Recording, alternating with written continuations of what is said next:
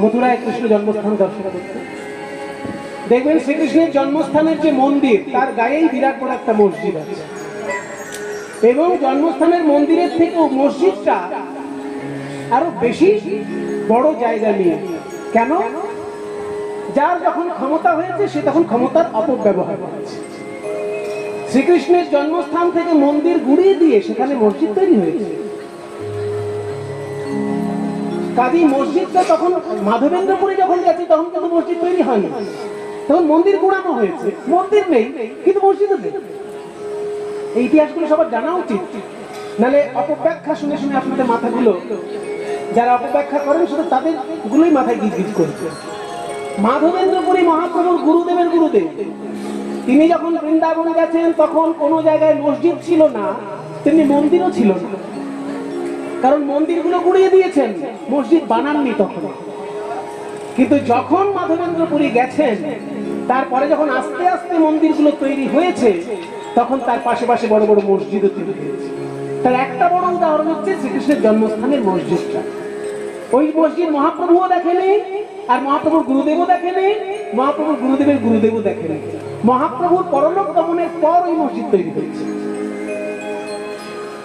আমাদের দেখতে হচ্ছে ওই মসজিদ, কিন্তু মহাপ্রভু দেখেননি ওই মসজিদ। মহাপ্রভু কিন্তু আদি এসব মন্দিরেই প্রণাম করেছেন। আপনি চৈতন্য চরিতামৃত, চৈতন্য ভাগবত মিলিয়ে নেন, কোথাও মহাপ্রভু মসজিদ দেখেছেন কিনা প্রমাণ দেখাতে পারবেন না। শ্রীকৃষ্ণের জন্মস্থানে যে মন্দির ছিল সেই মন্দিরেই মহাপ্রভু প্রণাম করেছেন। মসজিদ তো তখন ছিল না, তারপরে তৈরি হয়েছে মসজিদ। এইবার মাধবেন্দ্রপুরী যখন গেছেন বৃন্দাবন, সে তো আরো 50 বছর আগে, তখন মসজিদও ছিল না, মন্দিরও ছিল না, সব মূর্তিগুলো মাটির নিচে চাপা ছিল, আর মন্দিরগুলো সব ভেঙে সেগুলো খালি ফাঁকা মাঠ হয়ে পড়েছিল। তাই মাধবেন্দ্রপুরীর মনে বড় দুঃখ হলো, আমি এই বৃন্দাবন দেখার জন্য আসিনি। কোথায় কৃষ্ণ আর কোথায় তার লীলাভূমি, কোথায় তার মন্দির? আপনাদের কাছে আমার একটু বিনীত অনুরোধ, এই কীর্তনখোলা গ্রাম নিবাসী, এই কীর্তনখোলা নামটাই আমার বড় প্রিয়, কারণ নামের মধ্যেই কীর্তন শব্দটা রয়েছে। এই জন্য আমার একটা বেশি এই শব্দটা বড় প্রিয়। কীর্তনখোলা, আমরা শুনেছি হাট খোলা, সেখানে হাট বসে, সেখানে কি হাট খোলা বলা হয়। কলকাতায় হাট খোলা একটা জায়গা আছে না, মানে হাট বসতে বলে এটা হাট খোলা, তেমনি এখানে কীর্তনের আসর বসতে বলেই কীর্তন খোলা। তাহলে ইতিহাসের সঙ্গে যুক্ত, কীর্তনের ইতিহাসের সঙ্গে যুক্ত। ওই জন্য এইখানকার যে অনুরাগী ভক্তবৃন্দ তারা যে এত বড় ব্যবস্থা করেছেন, আপনাদের কাছে যাবেন ভিক্ষার আঁচল নিয়ে, যে যেমন পারবেন প্রাণ গোবিন্দ সেবায় প্রাণ ভরে আপনারা ভিক্ষায় দান করুন। ওনারা যাবেন ভিক্ষার আঁচল নিয়ে, আপনারা প্রাণ ভরে দান করুন। মাধবেন্দ্রপুরী তখন নয়নের জলে ভাসছেন, হে গোবিন্দ তোমায় আমি দেখবো কি করে?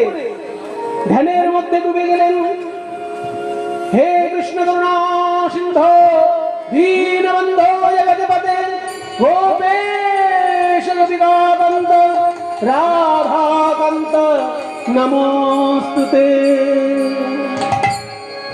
আমি প্রতিজ্ঞা করলাম, কৃষ্ণ দর্শন যদি আমার না হয় এই স্থান আমি ত্যাগ করব না। আমি অনাহারে অনেকটা এখানে মৃত্যুবরণ করব। এই প্রতিজ্ঞা যখনই করে ফেললেন মাধবেন্দ্রপুরী, সারাদিন ব্রজ মায়েরা দেখছেন একজন সাধু নাম জপ করছে, কারোর কাছে ভিক্ষা চাইছে না, খাবার চাইছে না। সারাদিন যখন চলে গেল অনাহারে, সন্ধ্যাবেলায় একটা ছোট্ট ছেলে এসেছে মাধবেন্দ্রপুরীর কাছে। ওগো সাধু, ওগো সাধু, বলো তুমি কথা বলো। ওগো সাধু, ওগো সাধু, বলো কথা বলো। কেন তোমার বিষণ্ণ বদন? কেন তোমার বিষণ্ণ বদন? এই বৃন্দাবন লীলা ভূমি, প্রেম আনন্দে ধনী। বৃন্দাবন লীলা ভূমি,